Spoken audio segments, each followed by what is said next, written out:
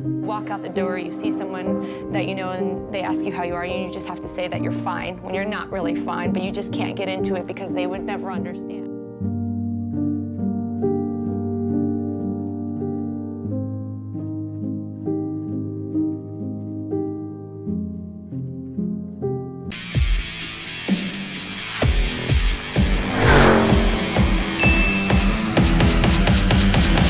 Morning, Zach. It's crazy cold. Perfect day for your Holy Grail blend coffee. Today is Chaos Day, Zach's favorite. Incredibly hard to film, incredibly hard to edit, but he's the master. We have 27 vehicles going to Scottsdale between the worldwide auction and Barrett Jackson. We try to space these things out on the transport trucks. James and Sean P have already made a run out there. They've already got 5 out there. They did 4,300 miles in total last week, picking up and dropping off. And we have 3 other transport trucks incoming, actually 4, and guess what? They're all going to show up today. So grab your cup of joe and let's go. We'll go over the cars that are going to Scottsdale. A lot of them are Coffee Walk cars, and some you haven't seen before.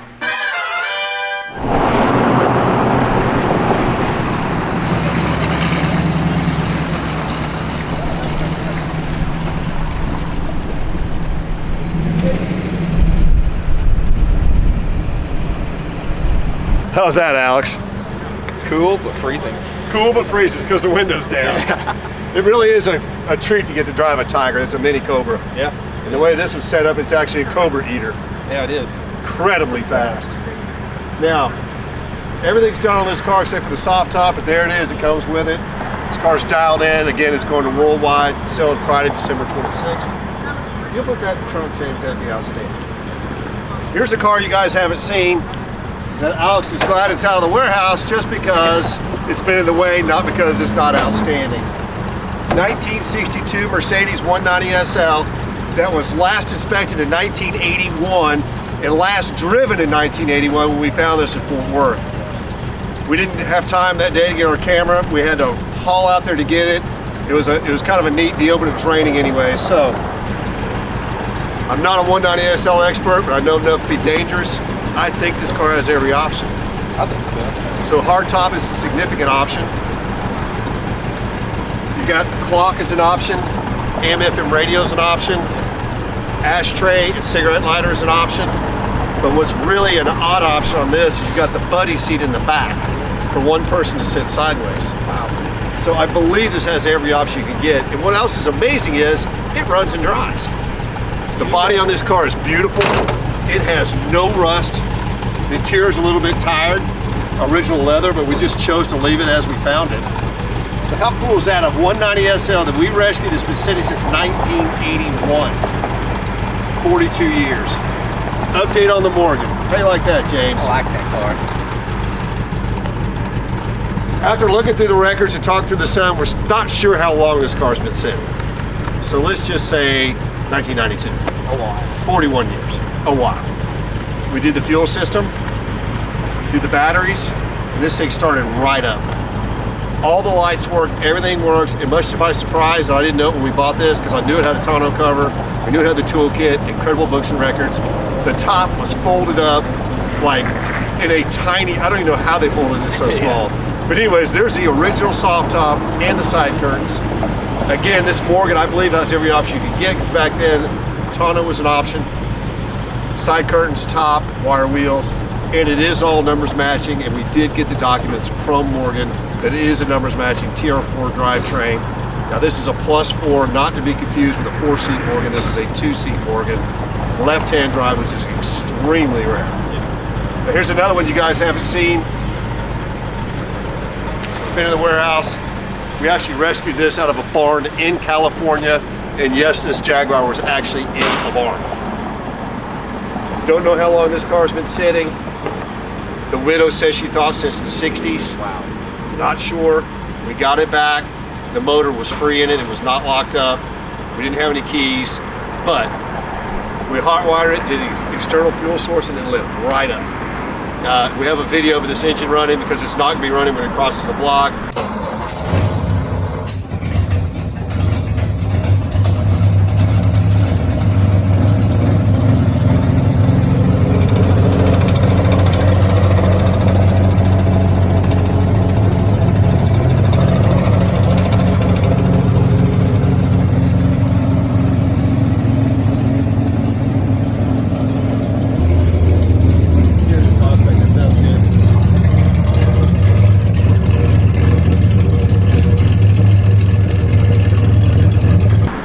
clutch or brakes or any of that, but a California car, incredibly solid, no signs of rust through anywhere, really, really cool.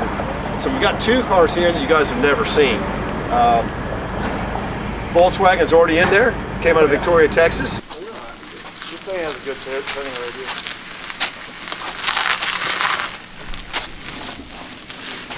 Ready? You got a winch on there? Yeah, I probably need to narrow the ramp though. How's your ramp look on that side? That's good right there.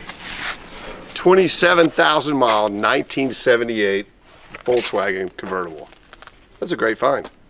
Right, Sean P? Yeah, it's In a good color. Top goes down, price goes up. That's what he said. The one that's had the Webers converted on it. It's turned out to be a rare edition. I think it's a Wolfsburg, but I'm not sure. We'll post that up. That's going to Worldwide. These are all, again, going to Worldwide to be sold on the 26th. What else is in the trailer, James? Oh, the 56 Corvette is in the trailer. Well, we got a steamboat. She's a beauty too. When we get in the shop before we start putting it back together, regardless of what it looks like, we'll carefully color sand and buff it again and get some of the shrinkage back out of it. Just simply by putting the heat for the polish wheel, we'll take some of that out. Lacquer's it's an art, but the fact this car's painted lacquer is really cool. And watch out for that light. So these cars, when you order them, came in a single color. Now most buyers and most dealers, when they ordered them, went two-tone because it looks so much better. The body was totally redesigned for 56, except for the dash. So if you look at the dash, it's the same as a 53 to 55, which is crazy. So I guess you could call it a transition year. I can't see it, Sean. Okay.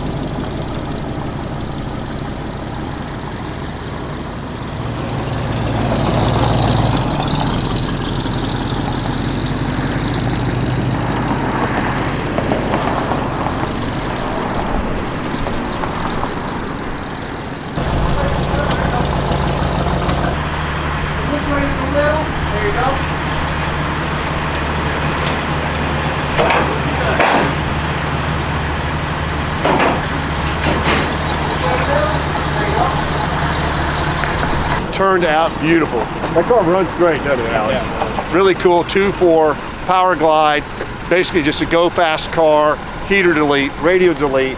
It does have a soft top. So you guys saw the Corvette going in without me here. Now, if we're really, really good at it, I'm gonna just blame James for this if it doesn't happen. Sometimes we can get 7 in these trucks. 7. So let's see what happens. If we get these 6 in, there's still some room, we'll go grab a Porsche.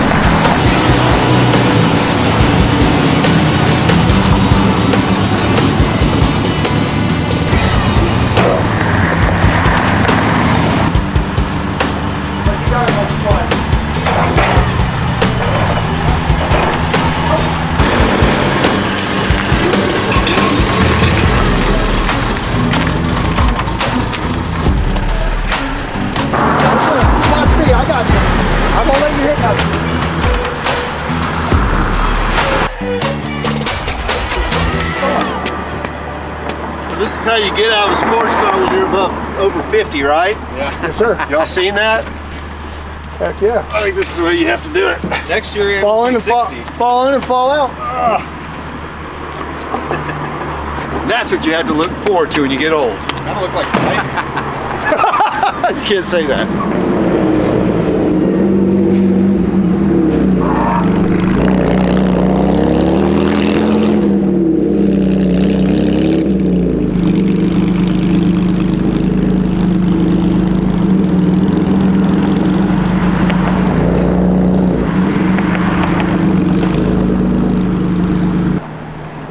That one's fun to drive. There's Rowdy. One of the cars we've had for the longest time. We actually built this alongside the BMW M1. This car had been through a full-blown cosmetic restoration in the 90s, and then we brought it in. Bare case, complete engine rebuild, bare case, complete transmission rebuild. Look at some of the pictures. We went above and beyond.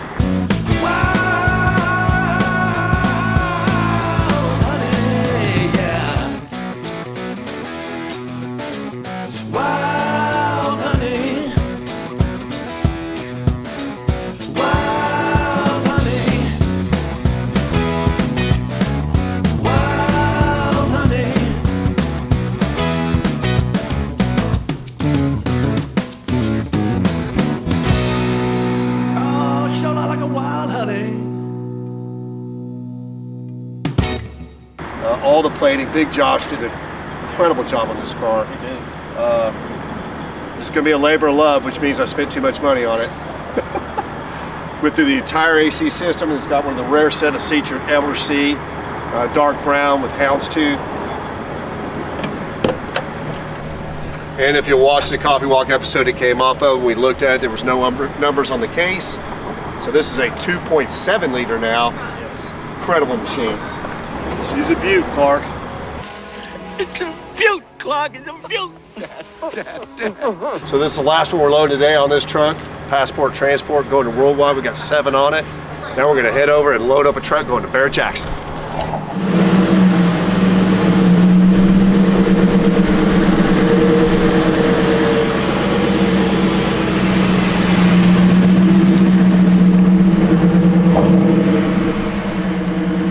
'02 GT Mustang that we bought with the Lamborghinis. The Lamborghini Murcielago is going to be sold at Worldwide on Friday. This is going to be sold at Barrett Jackson on Thursday. Let's see what lot number it is. Over here. Thursday, lot number 652.1. A meticulously maintained '02 Mustang GT, 20-something thousand miles, shaker hood, lots of options. Cool car. Now we're going to pull out the 68 Z28 we got in Victoria, Texas. So here's our 68 Z28 out of Victoria, Texas that we went through, had certified by Jerry McNeish, all numbers matching, unrestored survivor. Simply an amazing Z28. What do you think, James? Been sitting for a while, it's going to fire up. I bet she does.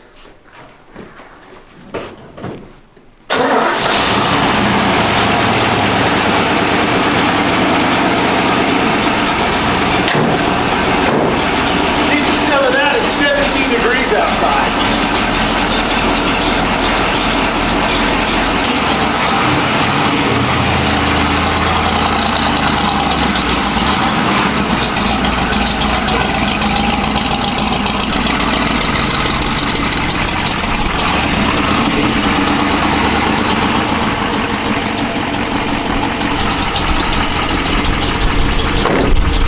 Real deal survivor, unrestored 68 Z28. When we found it, look at this.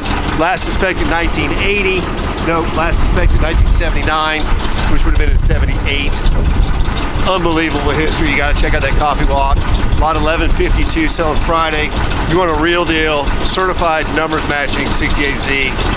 This is it. Now, typical, we were low on fuel. Thanks, James.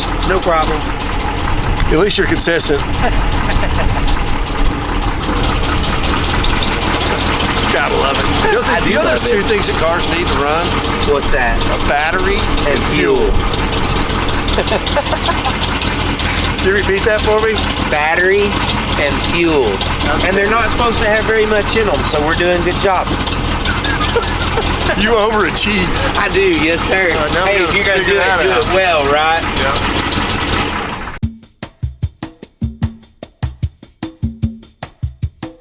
So finally it's done. I've had this car for almost 5 years. When I got it, the previous owner had put a 440, which this is originally a 318 car. But it was painted white. Originally it was the F8 green. And I just drove it around for a little bit, and Zach will upload a couple pictures now. But I wanted to have a badass restomod vanishing point car, and so I built it.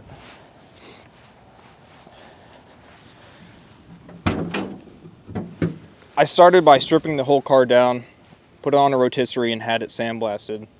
The car was fairly straight when I got it, zero rust, except for the trunk floor, which all Mopars rust there. But I started with the metalwork, and then onto the bodywork, and then I fitted a crate 6.4 Hemi with a Trimix 6-speed by Silver Sport Transmissions. I then went to Riley Motorsports and got their front coilover system with their rear coilover system. This car rides like it's on rails. It's absolutely amazing. For the fuel system, I went with Aeromotive, have their Stealth fuel tank with AN lines front to back. Oh, I also put Willwoods on this car. It's got six pistons in the front, 4 in the rear. This car stops amazing. In the interior, this car has been fully sound deadened. I kept it mostly stock. It's got Dakota digital gauges, vintage air. Emilio Upholstery did the interior. Did a fantastic job. The dash I did by Just Dashes, as all you guys know, the Mopar dashes, they're incredibly difficult to do. So I had them restore that. Have the restomod 17-inch alloys to look like the original rally wheels. And overall, I am very pleased with this car. So let's go take it for a drive.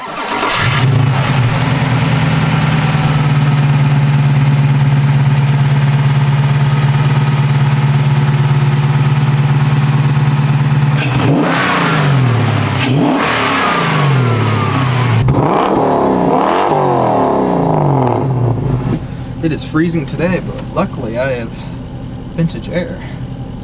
Just turn it on. Now we have heat.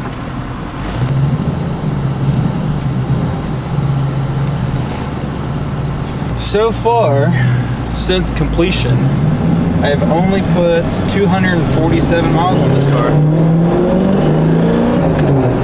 Should have more, but I am restraining myself because I would get a lot of speeding tickets. Hopefully we don't get pulled over today.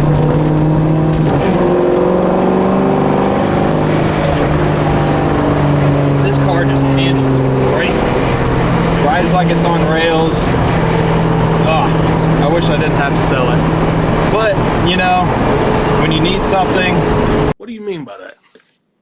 You have to sell something. Man, I love this car.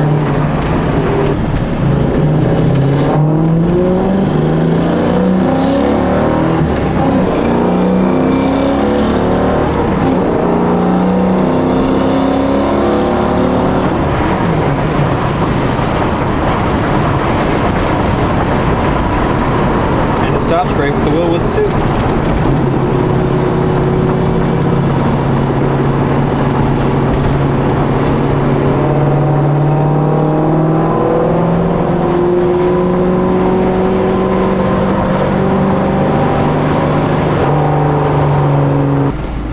And there you have it. Sad to see this thing go, but it is selling at no reserve on Friday the 26th. Alex's 1970 Challenger. I'm incredibly proud of him. He spent 5 years on this car in his spare time, rotisserie restore, did every nut and bolt himself. Turned out fantastic. This is his vision of the vanishing point car, which I really, really like. Very clean, very subtle, very well turned out. Lot 1155.1 Friday night. Please come by and look at it, shake his hand, and check out this car. If you're in the market for restomod Mopar, this may be the one. So my 488 Challenge car, which I'm already regretting selling this, is going to Barrett Jackson Saturday night, amongst some really other stellar Ferraris. Sammy Hagar's Enzo, a Daytona Spider, a TDF. But to me, this is one of the best bodies that Ferrari's ever put out. One of my favorites, 288 GTO F40 in the 488. Very low production, one of the fastest Ferraris ever built. And if you look at the bodywork on this car, it's absolutely stunning and a blast to drive. Don't miss this. I think in the near future, these cars are just gonna go through the roof in value because their production figures are so low. This car is in exceptional shape, beautiful paint and body, fully serviced by Norwood Auto Italian. It's ready to go. And remember, real men drive race cars. Bentley R9 from our Waco find is going to Worldwide. It's going to be sold on Friday at no reserve. That was a great story. Revisit that coffee walk. Looking good, James. Thank you. Like Beautiful car. it is. Nice car. All right, well, listen to Nate. Put her in the trailer. Let's do it. So we're going to give you all a bird's eye view of what it's like to actually pull one of these things in a transport truck. It's a little hairy. So we're in Alex's 70 Challenger right now.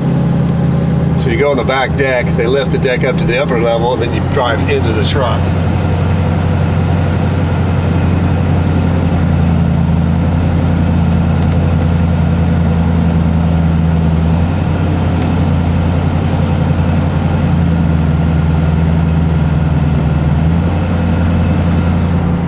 Not just a ton of room for air either, especially driving a manual transmission car. But while we're in here, look how nice this car is. Quality of the shifter, the steering wheel, the gauges, super trick. Dash is beautiful. And at this point, you definitely don't want to mistake reverse for first gear. Not a good idea.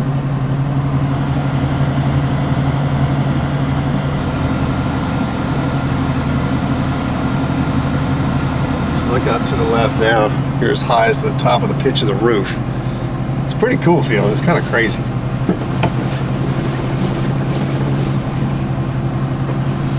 Probably press on the brake harder than I need to, but you get a little paranoid. It's really fun driving all the way in the front like I just drove that GT up there, but I think you guys will get the idea. Here we go. Check this out. Like I said, you definitely don't want to be in reverse instead of first.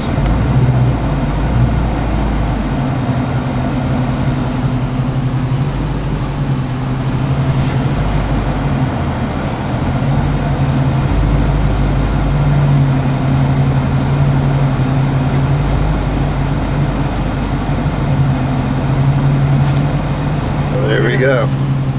So we're in. I'm glad I got to drive Alex's car in because I certainly don't want anything to happen to this after 5 years of work. So we picked Passport Transport because they are the carefulest with these cars and know what they're doing. We're lucky to have Nate here today. Thanks for being here today, Nate. No problem. All right. Now Zach wants to know how to get out. Well, you got to wiggle your nose and shrink like Santa Claus, and then, you know, And that's how you do it? that's how I do it. So you really are Santa Claus. Yeah. So, but anyway, there's doors that open on the side and there's ladders, and that's how you get down. Now I'm going to wiggle my nose and shrink up and get out of here. I like to do butt out first, but it may not be working. Let's see. Got to pull your head out first, according to Dave.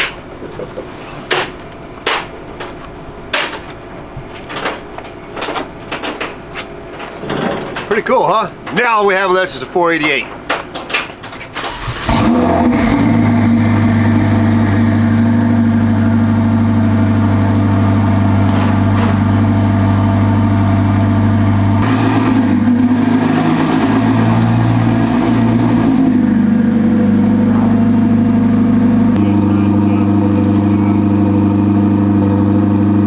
I'll get you out, but I don't think you want to take her in. I don't have much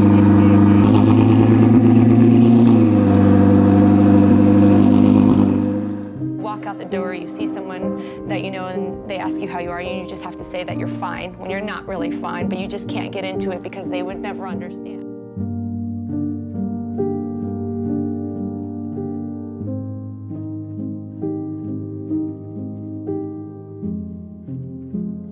All right, so we're at the Southern Kitchen, a new place in Wiley. We'd like to support our local businesses. Kelsey wanted us to come by and try it, so we're going to try it. So as usual, we got every appetizer, and they're on their way. So far, we got fried pickles, fried mushrooms, okra, and the cornbread is supposed to be amazing. Thank you, sir. Rate that, James. Let's see what it's all about. Fried pickle. Oh yeah, that's real good. We got a 6-pack. Fried pickles are crunchy. You like them? I want some mushrooms. Some of the mushroom burgers. Pickles? Thank you. Pickles are good.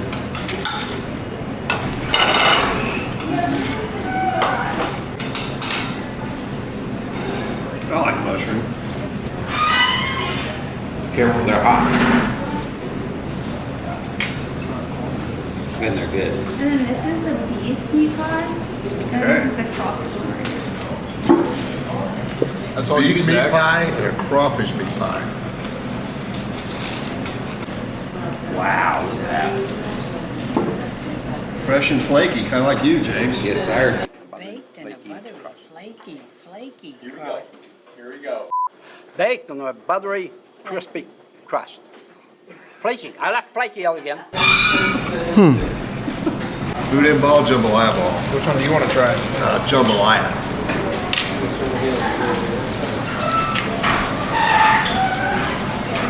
Looks very Southern Cajun right there, James. It is.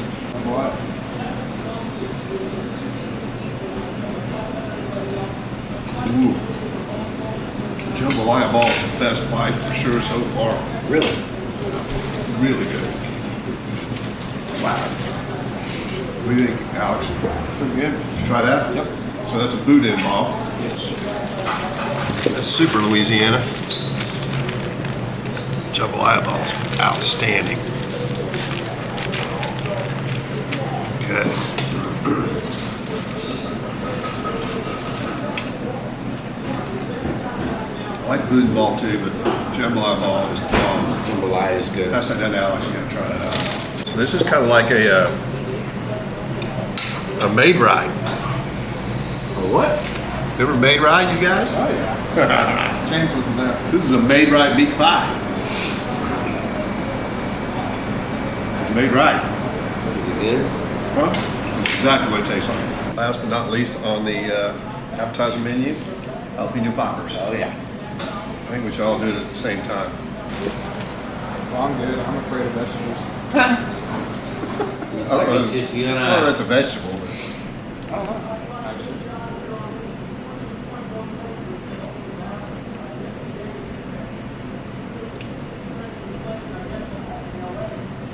I like it. I do too. What do we have? Jambalaya bowl and red beans and rice. Man, that ought to be enough. We're doing film for you guys to try it too. What is this? Gumbo. Gumbo. Okay, beautiful. Look at that. That's some great looking gumbo from Beetle, Wiley, Texas. We're not even all the way in the South.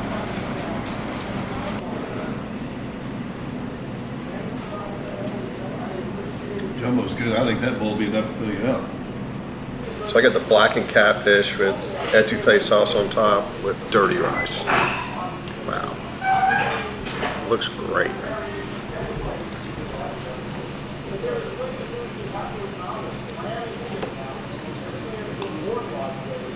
I've had this at quite a few places, and I have to say this is really good.